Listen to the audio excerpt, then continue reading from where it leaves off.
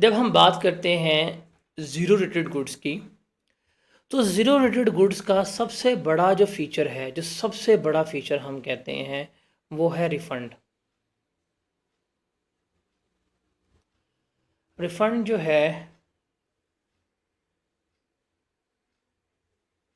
वो biggest feature है कि हमें रिफ़ंड मिलता है, बिकॉज़ आउटपुट टैक्स जो है वो ₹0 है।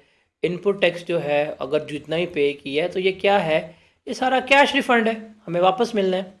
अब ये रिफ़ंड का प्रोसीजर क्या है, इसको हमने देखना है, इसको हमने यहाँ पे समझना है।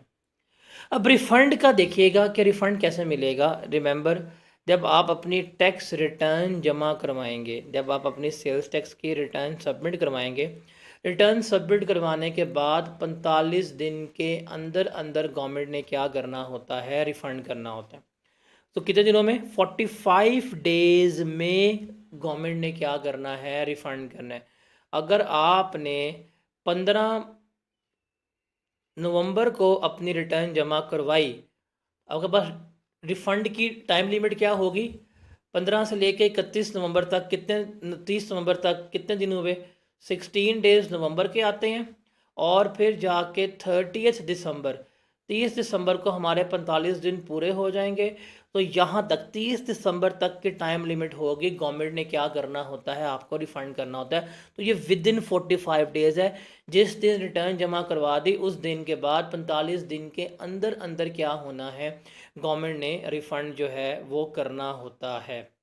अब रिमेंबर, जब गवर्नमेंट रिफ़ंड करता है, जब गवर्नमेंट रिफ़ंड करती है, तो वो रिफ़ंड करने से पहले टैक्स पेयर की प्रोफाइल चेक करती है, देखती है कि क्या इस टैक्स पेयर ने कोई अमाउंट, कोई टैक्स, कोई डिफ़ॉल्ट सरचार्ज, कुछ भी, किसी भी टैक्स में, इनकम है, सेल्स है, कहीं पे भी हमें पे तो नहीं करना। अगर आपने कोई भी हुकूमत के पे करने हो पैसे, तो हुकूमत जो है अपनी पैसे काट के रिमेनिंग जो है वो क्या करती है, आपको पे कर रही होती है। ये चीज़ आपने याद रखनी है कि अगर कोई भी रजिस्टर्ड पर्सन, उसने कोई भी किसी किस्म का भी टैक्स, किसी किस्म की भी कोई भी अमाउंट अगर गवर्नमेंट को पे करनी है ना, तो गवर्नमेंट क्या करेगी, गवर्नमेंट पहले उस अमाउंट को डिडक्ट कर लेगी। डिडक्ट करने के बाद जो नेट अमाउंट होगी, कौन सी, जो नेट अमाउंट होगी, वो नेट अमाउंट ही क्या करेगी, गवर्नमेंट जो है वो आपको वापस कर रही होगी। अच्छा, अगर गवर्नमेंट ये 45 डेज़ में रिफ़ंड ना कर पाए, ये जो 45 दिन है, ये जो हम ये पढ़ के आ रहे हैं, गवर्नमेंट के पास टाइम लिमिट क्या है, गवर्नमेंट के पास टाइम लिमिट है 45 डेज़। अगर गवर्नमेंट 45 डेज़ में रिफ़ंड नहीं कर सकती, लेट हो जाता है, तो in the case of delay, अगर वो देर करते हैं, तो वो हमें एडिशनल रिफ़ंड करेंगे। एडिशनल रिफ़ंड का मतलब क्या है, आपने 5 का रिफ़ंड क्लेम किया था, 45 दिन में नहीं हो पाया, अब गवर्नमेंट जो है वो आपको 6 रिफ़ंड करेगी। ये जो एक है एक्स्ट्रा पे किया, ये क्या कहलाएगा, आपका एडिशनल रिफ़ंड कहलाएगा। और ये एडिशनल रिफ़ंड कैसे कैलकुलेट होगा, जो काइबोर रेट होता है, कराची इंटरबैंक ऑपरेटिंग रेट, जो ऑफर रेट होता है, उसके ऊपर क्या किया जाएगा, आपको ये गवर्नमेंट पे कर रही होगी, ये आपको रिफ़ंड वगैरह दिया जाता है। लेकिन अगर गवर्नमेंट को शक हो जाए, आपने रिफ़ंड क्लेम किया, आपने रिफ़ंड क्लेम कर लिया, आपने रिफ़ंड क्लेम कर लिया, लेकिन गवर्नमेंट को डाउट हो रहा है, गवर्नमेंट को शक हो रहा है कि आपके रिफ़ंड में कुछ तो गड़बड़ है, दया कोई प्रॉब्लम है, कोई एम्बिग्विटी, उसको शक हो रहा है कि आपका रिफ़ंड जो है वो गलत है या कोई भी इस तरह का चीज़ है।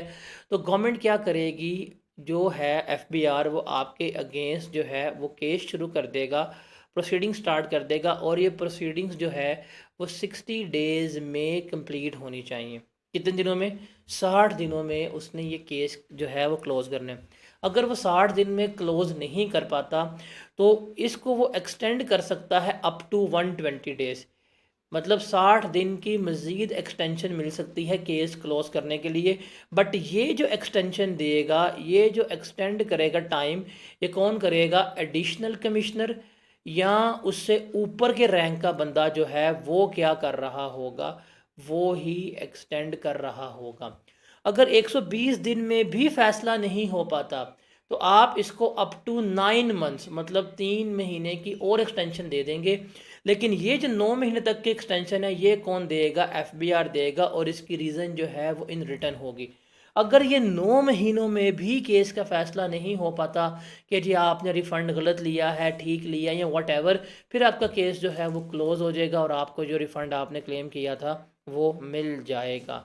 तो इस तरह से हमारा रिफ़ंड का प्रोसीजर जो है वो चल रहा था। अच्छा, जब आपके खिलाफ एक केस चल रहा है, इसके दौरान आपको रिफ़ंड नहीं किया जाएगा, और इस दौरान जो अगर आपका रिफ़ंड नहीं किया गया, जो टाइम आपका एडजर्न रहा था, वो टाइम इस 45 डेज़ के पीरियड में काउंट नहीं होगा। इसके अलावा 45 दिन होने चाहिए। मतलब अगर आपके ऊपर कोई केस चल रहा है, कोई प्रोसीडिंग्स वगैरह चल रही हैं, आपके ऊपर कोई इंक्वायरी चल रही है, तो वो इंक्वायरी का टाइम जो है वो इस 45 दिनों में शामिल नहीं होगा।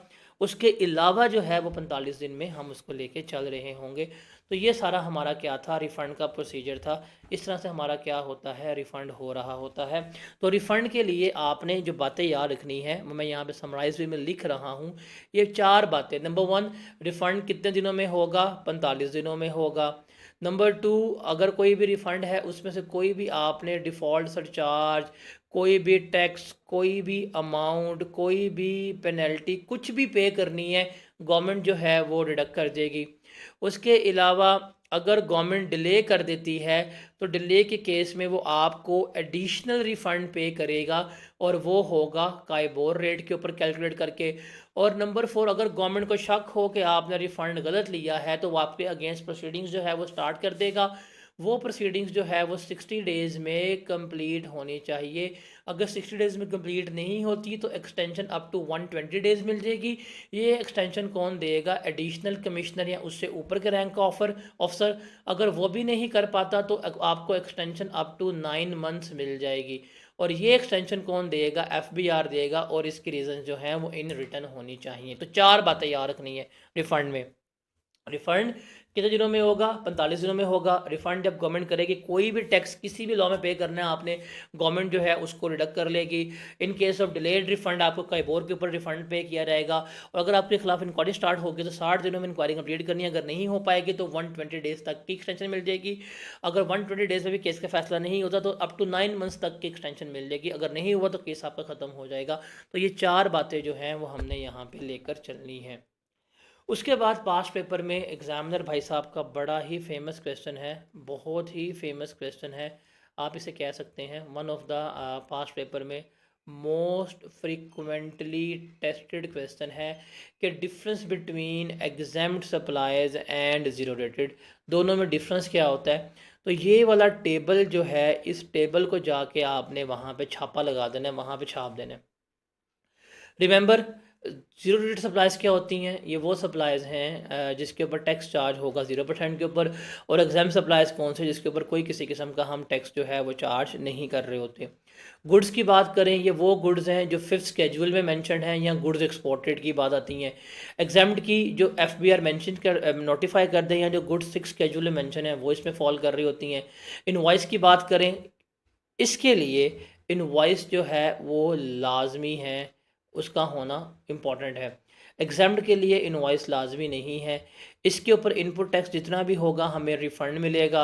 इसके ऊपर इनपुट टैक्स हमारा वेस्ट हो जाएगा। अब रिफ़ंड लेना है, रिफ़ंड के लिए रजिस्ट्रेशन लाजमी है। जो बंदा रजिस्टर्ड होगा सिर्फ उसी को रिफ़ंड मिलेगा। और एग्जाम सप्लाइज के लिए रिफ़ंड वगैरह की बात कोई इम्पॉर्टेंट नहीं होती। तो this was all about exam this was all about zero rated supplies, कि ये हमारी क्या होती हैं, ये हमारी ज़ीरो रेटेड सप्लाइज कंसिडर हो रही होती हैं। इसमें सबसे इम्पॉर्टेंट चीज़ थी वो हमारा रिफ़ंड का प्रोसीजर था, और ये डिफरेंस जो है ये इम्पॉर्टेंट था। अब न्यूमेरिकली ये आएगा। अब न्यूमेरिकल की जब हम प्रैक्टिस में जाएंगे, जब हम फॉर्मेट में जाएंगे, तो वहाँ पे जाके इसको डिस्कस करेंगे कि क्या है और किस तरह से लेके चल रहे होते हैं। तो but this was all about zero rated supplies क्या होती हैं, क्या नहीं होती। तो टैक्सेबल सप्लाइज हमने शुरू चुके कर ली हुई हैं। तो टैक्सेबल में एक जो एरिया है वो हमारा क्लोज हो गया, ज़ीरो रेटेड। अब हम आगे मूव करेंगे, आगे हम जाके डिस्कस करेंगे नॉर्मल सप्लाइज क्या है और किस तरह से हम उनको टेकअप कर रहे होते हैं। तो उम्मीद करता हूँ कि ज़ीरो रेटेड जो है आपको अच्छी तरह समझ आ गई होगी। और ये स्लाइड्स, उसकी एनिमेशंस, उसकी चीज़ें इतनी रेलेवेंट रखी हुई थी कि आपको ये टेक्स्ट जो है वो बोर ना लग रहा हो। Is that clear to everyone?